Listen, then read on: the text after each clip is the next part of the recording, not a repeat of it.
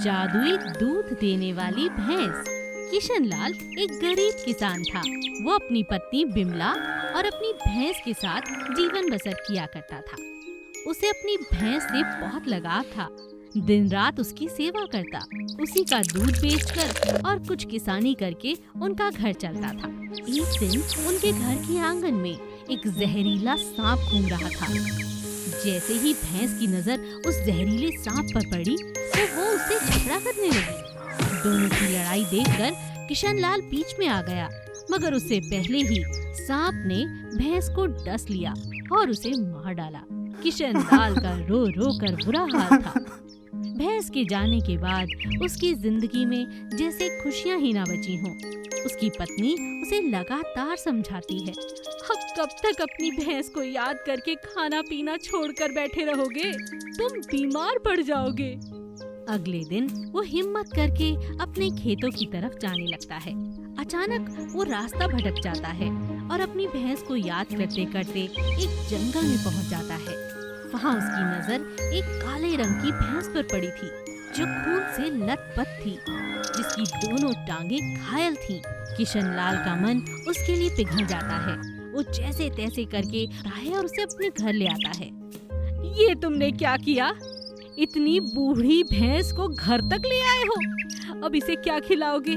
पहले ही भैंस के जाने से घर में हमेशा मातम का माहौल रहता है और अब तुम इसे ले आए हो। ये कितने दिन जिएगी? यह सुनकर किशनलाल ने कहा, कोई बात नहीं बिमला, है तो ये भी एक जीव। सोचो अगर हमारी काली इस उम्र में होती तो क्या हम उसे ऐसे जाने देते? ठीक है, जैसी तुम्हारी इच्छा, मेरा क्या है। किशनलाल भैंस की इतनी सेवा करता है कि धीरे धीरे भैंस की दोनों टांगे एकदम ठीक हो जाती हैं। उसका मन उसे उसी तरह से प्यार करने लगा जैसे वो अपनी भैंस को करता था। ये भैंस कोई आम साधारण भैंस नहीं थी। एक दिन फिर से बिमला ने कहा, बस इसी की सेवा में लगे रहना, दूध तो ये देती नहीं। घर में कितनी बुरी हालत है पता है? खाने को अनाज का दाना भी नहीं, इसे ही खिलाते रहोगे। मुझे जहर क्यों नहीं दे देते? उनके घर का झगड़ा देखकर एक दिन भैंस ने सोचा, अब समय आ गया है जब मुझे भी किशनलाल की मदद करनी चाहिए। मुझे अपने असली रूप में आकर इसका धन्यवाद देना होगा। एक दिन जब किशनलाल उसे बड़े प्यार से सहला रहा था, अचानक उसकी नजर उसके थनों पर गई। किशनलाल हैरान रह गया। थनों से लगातार दूध बह रहा था। बिमला वहाँ आती है और हैरान रह जाती है, अरे इसके थनों से तो लगातार दूध बह रहा है। रुको रुको, मैं बाल्टी लेकर आती हूँ। बिमला की खुशी का ठिकाना नहीं था। दिन रात वो जितना चाहे दूध निकाल सकती थी। अब तो अपने गांव में क्या, 4 और गांव में उनका दूध जाने लगा और धीरे धीरे उनके पास इतना पैसा हो गया जिसे जमा करते करते वो थक चुके थे। उन्होंने और कई सारी भैंसें खरीदी, बड़ा घर बनाया और खुशी खुशी रहने लगे। लाला जी और गाय। सेठ करमचंद बहुत पैसे वाले थे। उनके घर में एक गाय बंधी रहती थी, जिसका दूध वो पीते थे और घी बनाकर उसी का खाना घर में बनाया जाता था। ये गाय लाला जी के पास उनके पिताजी के जमाने से थी, इसीलिए वो गाय से बहुत प्यार करते थे। धीरे धीरे लाला जी की उम्र बढ़ती जा रही थी। एक दिन लाला जी की पत्नी ने उनसे कहा, अब हमारी उम्र बहुत हो गई है, ये हमारी गैया भी बूढ़ी हो रही है, क्यों ना इसे किसी को दान कर दी जो इसका ख्याल रख सके। लाला जी नाराज हो जाते हैं। अरे भगवान, तुमने ऐसा सोचा भी कैसे? तुम ये भूल गई कि इस गाय ने हमें कितना दूध घी दिया है।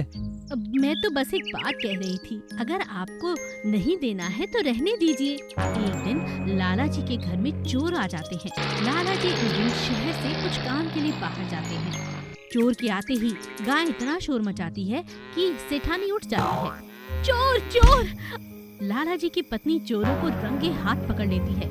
तुम्हारी हिम्मत कैसे हुई? तुम्हें कैसे पता चला कि लाला जी आज घर पर नहीं है?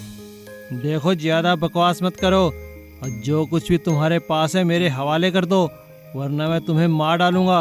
इतने सारे जेवर लेकर क्या करोगे? चोरी करना बुरी बात है। अरे ये कोई उम्र है चोरी करने की? जाकर मेहनत मजदूरी करो। ये तो भला हो हमारी गाय का जिसने मुझे उठा दिया, नहीं तो आज अनर्थ हो जाता। देखो, मैं कहती हूँ ये जेवर छोड़ो और जाओ यहाँ से। चोर अपनी आप बीती बताता है। बताता है कि उसके बच्चे भूखे हैं, उसे मजबूरी में ये चोरी का काम करना पड़ रहा है। सेठानी को उस पर दया आ जाती है और वो कहती है, अच्छा ठीक है, मैं तुम्हारी मदद करती हूँ, लेकिन ये जेवर यहीं छोड़ दो। आंगन में हमारी एक गैया बंधी हुई है, वो हमारे पास बरसों से है। लाला जी का लगाव उससे बहुत ज्यादा है। तुम चाहो तो उस गैया को ले जाओ, उसका दूध भी होगा, घी भी होगा।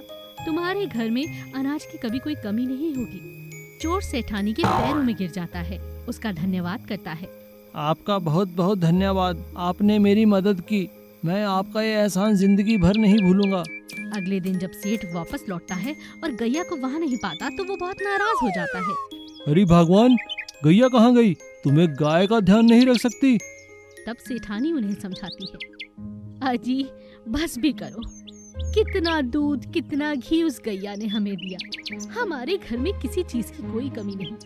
कल रात चोर आए थे, जानते हो, पुश्तैनी हार, घर के सारे कागजात और ना जाने कितना पैसा ले जाने वाले थे। मैंने उन्हें रोका और इस गैया ने ही हमारी मदद की थी। मगर जानते हो, उसकी आप बीती सुनकर मेरा मन पसीज गया और गैया मैंने उसे दे दी है। उसके बच्चे भूखे हैं। अगर आज हम किसी के घर में अनाज, दूध, इन सब का प्रबंध कर देते हैं तो कितना बड़ा पुण्य हमें मिलेगा। और आप ही तो कहते थे, गौ दान से बड़ा कोई दान नहीं। हाँ, तुम ठीक कहती हो। सेठ को गैया की याद तो बहुत आती है, वो उससे मिलने भी जाता है, मगर उस चोर को एक नौकरी देकर उसकी मदद कर देता है और गैया भी अपने साथ वापस नहीं लाता। ये तुमने बहुत अच्छा किया, आज मैं बहुत खुश हूँ। विशाल जादुई शेर। एक बार एक साधु जो भगवान का दिन रात नाम जपा करता था, ध्यान लगाकर एक पुराने मंदिर के बाहर एक पेड़ के नीचे बैठा हुआ था। अचानक कुछ चोर वहाँ पर आकर साधु का मजाक उड़ाने लगे। अरे श्यामू, वो देख, ढोंगी बाबा कैसे समाधि लगाकर बैठा है। हाँ रामू, चल चल चल, उसको तंग करते हैं, देखते हैं उसकी समाधि टूटती है कि नहीं टूटती है। अरे बाबा, कैसे, कहाँ मगन, किसके ख्यालों में खोए हो? उठ जाओ उठ जाओ। हाँ बाबा, ऐसे भगवान नहीं मिलते। किसकी याद में खोए हो? कौन आ रही है सपनों में? साधु चुपचाप ध्यान लगाकर बैठा रहा, किसी की बात का कोई जवाब नहीं दिया। अरे इस पे तो कोई फर्क ही नहीं पड़ रहा, पता नहीं कहाँ गुम है। चल चल, इस पे टाइम खोटी नहीं करते हैं, चलते हैं यहाँ से। लेकिन अब हर रोज यही होने लगा। चोर आकर परेशान करने लगे। साधु बहुत उदास रहने लगा। एक दिन पड़ोस के गांव की कुछ औरतें पानी भरकर वहां से गुजर रही थीं। उन्होंने साधु को देखा तो उसके पांव छुए और पूछा, बाबा, आप तो अंतर्यामी हैं, इतना ध्यान लगाते हैं, भगवान का नाम जपते हैं, कुछ करिए बाबा, हमारे गांव में चोरों का आतंक हो रखा है। हर किसी के घर दूसरे चौथे दिन चोरी हो जाती है। हमारी सारी मेहनत ये चोर मिनटों में उड़ा कर ले जाते हैं। अब तो हमें भी सुरक्षित महसूस नहीं होता बाबा, आप कुछ करें। अच्छा, ये बात है, तुम लोग फिक्र मत करो, उन चोरों को सबक मैं सिखाऊंगा। लगता है मुझे समाज की भलाई के लिए उन चोरों को सबक सिखाना ही पड़ेगा, अपनी ताकतों का इस्तेमाल करना ही पड़ेगा। अरे शामू देख, और ढोंगी बाबा भी वहीं बैठा है। चल चल, आज तो उसे उठाकर ही दम लेंगे। हाँ चल, आज तो उस पे गरम गरम पानी डालेंगे, फिर देखते हैं कैसे नहीं उठता। साधु ने अपने मंत्रों की ताकत से एक जादुई विशाल शेर बनाया। अरे बाप रे बाप, बचाओ बचाओ, इस शेर से बचाओ। हाँ हाँ, बचाओ बचाओ बाबा, हमें माफ कर दो, बचाओ, इस शेर से बचाओ। ठीक है, इस बार तो मैं तुम्हें इस शेर से बचा लेता हूँ, लेकिन अगर तुमने दोबारा किसी को तंग किया, किसी गांव वाले किसी निर्दोष को सताया, तो ये शेर तुम्हारा पीछा नहीं छोड़ेगा, ये तुम्हें खा जाएगा। हाँ बाबा, मेरी तौबा, मेरे बाप की तौबा, हम किसी को तंग नहीं करेंगे, हम कसम खाते हैं। हाँ हाँ बाबा जी, हाँ बाबा जी, हम कसम खाते हैं, हम किसी को तंग नहीं करेंगे। और एक एक करके सभी वहाँ से भागने लगे।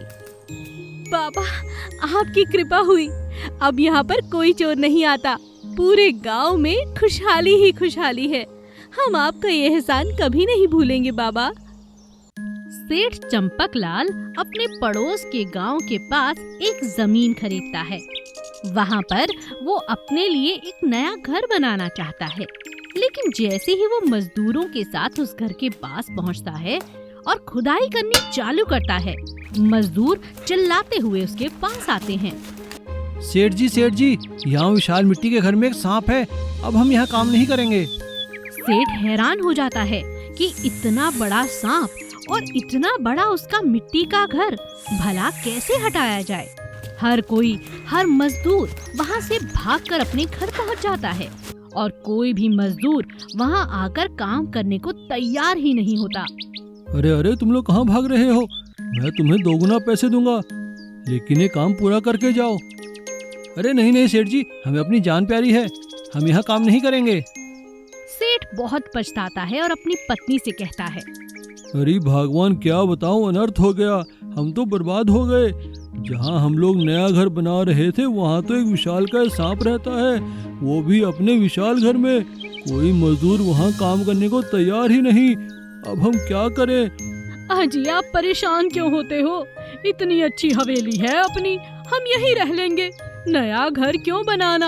हो सकता है कुछ सालों में वो सांप वहाँ से चला जाए, फिर बना लेंगे। अब तो भोलेनाथ का ही सहारा है। हाँ, बात तो तुम सही कहते हो, मगर अब ये बात सभी गांव तक पहुंच गई है। कोई भी मजदूर हमारी जमीन पर आकर काम नहीं करना चाहता। भोलेनाथ, आप ही कुछ मदद करें। भोलेनाथ का नाम सुनते ही सेठ के मन में एक उपाय आता है। हाँ भगवान, तुम सही कह रही हो। लगता है भोलेनाथ मुझसे कुछ अच्छा कार्य करवाना चाहते हैं, इसीलिए तो नाग देवता को भेजा है मेरे पास। अब मैं यहाँ एक विशाल मंदिर बनाऊंगा ताकि सब लोग भोलेनाथ की पूजा अर्चना कर सके, उनके दर्शन कर सकें। पंडित जी नमस्कार, मैं अपनी नई जमीन पे एक मंदिर बनवाना चाहता हूँ, भोलेनाथ का मंदिर, भगवान शिव का मंदिर। क्या वहाँ मंदिर बनाना संभव है? अरे जजमान, संभव है। भगवान का मंदिर तो कहीं भी बना लो, और ये शुभ कार्य तो आज ही करते हैं। वो पंडित जी से बात करता है और एक शिव की बड़ी मूर्ति बनवाता है, जो जाकर वो उस जगह पर रख देता है जहाँ पर सांप रहता था। सांप भोलेनाथ का भक्त था। वो उनको लिपटकर आराम से वहाँ बैठ जाता है। सेठ उसे प्रणाम करता है और वहाँ एक छोटा सा मंदिर बनवा देता है। ना केवल सेठ के गांव से, बल्कि आसपास के सभी गांव से लोग वहां आकर शिव भोलेनाथ और उस सांप का दर्शन करने लगते हैं। हे प्रभु, हे भोलेनाथ, मुझे ये मौका देने के लिए आपका बहुत बहुत धन्यवाद। सेठ के मन में एक अलग तरह का आनंद उठता है।